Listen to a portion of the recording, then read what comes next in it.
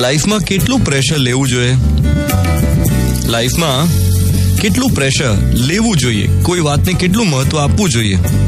માની લો કે તમે કોઈ રિલેશનશિપમાં છો, એ વર્કઆઉટ નથી થતી, તમે બહુ ટ્રાય કરો છો પણ નથી થતું વર્કઆઉટ, તો તમે કેટલું ખેંચો? સોશિયલ પ્રેશર, લોકો શું કહેશે, વગેરે વગેરે. હવે આ બધા અણીદાર સવાલો રોજ સવારે સોય બનીને આવે અને તમારા કોન્ફિડન્સનો ફુગ્ગો ફોડી નાખે. બીજું કંઈ વિચારવાની સ્પેસ જ ના રહે ને. બસ આખો દિવસ એક જ ટોપિકના વિચારો આવ કરે તમને. માની લો કે તમારે ઘર ખરીદવાનું છે, એટલે બસ પતી ગયું. આખો દિવસ ઘર ખરીદવાનું ટેન્શન. તમે ન્યૂઝપેપરમાં એડ્સ જોયા કરો, નવી નવી સાઇટ્સ ઉપર જવાનું, લોકેશન્સ જોવાના, ગમે ના ગમે, એરિયા કેવો છે, આજુબાજુ લોકો કેવા હશે, અરે આપણને પરવડશે કે નહીં, આપણા બજેટમાં છે કે નહીં, લોન લેવાની છે. આખો દિવસ પછી એક જ વાતના વિચારો આવ કરે, પ્રેશર ઊભું થાય. આવું દરેક બાબતમાં હોય છે.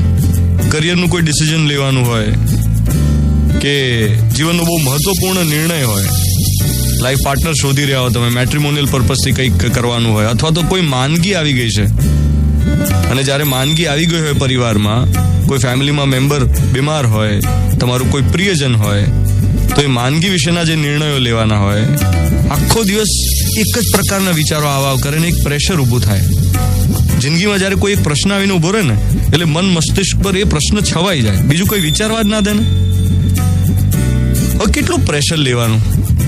એક્ઝામ્પલ આપણે આ ઇન્ડિયા પાકિસ્તાનની ફાઇનલનું લઈએ તો ઇન્ડિયા ગઈકાલે જીતી ગયું બાંગ્લાદેશની સામે, અને હવે ઇન્ડિયા પાકિસ્તાનની મેચ છે યાર, ઇન્ડિયા પાકિસ્તાનની. આટલામાં જ આખું પ્રેશર ઊભું થઈ જાય. 2 દિવસ પછી મેચ છે, તો 2 દિવસમાં શું થશે? લોકો ફટાકડાની ધૂમ ખરીદી કરશે બંને દેશમાં, ન્યૂઝ ચેનલ્સ વાળા કાગા રોડ મચાવશે બંને દેશમાં, પ્લેયર્સના ઘરના મેમ્બર્સના ઇન્ટરવ્યુઝ થશે બંને દેશમાં, અરે હોટલના મેનુની ચર્ચાએ થશે, કેફેઝમાં આખો ક્રિકેટ ફીવર છવાઈ જશે. કેટલી બધી ક્લબ્સમાંથી મેસેજીસ મળશે મેમ્બર્સને કે અમારી ક્લબમાં આવીને મેચ જુઓ તમે, મોટા મોટા સ્ક્રીન્સ લાગશે, સોશિયલ મીડિયા પર મેસેજીસનો વરસાદ થશે, મલ્ટીપ્લેક્સમાં લાઈવ મેચ બતાડશે. ચારે તરફથી એક જબરદસ્ત પ્રેશર ઊભું થશે. શેનું? મેચ જીતવાનું. ઇન્ડિયા પાકિસ્તાનની મેચ. હવે રિઝલ્ટ જે પણ આવે, સારામાં સારું પરફોર્મ કોણ કરશે? જવાબ તમને ખબર જ છે. સારામાં સારું પરફોર્મ એ કરશે જે આ પ્રેશર ન લે. someone who's off the pressure. જો આખું આજે વાતાવરણ ઊભું થયું છે સ્ટ્રેસ ક્રિએટ કરવા વાળું, એનાથી દૂર રહી શકે અને પોતાની નૈસર્ગિક રમત રમે, એ જીતે. જે આ બધું ના વિચારે એ જીતે.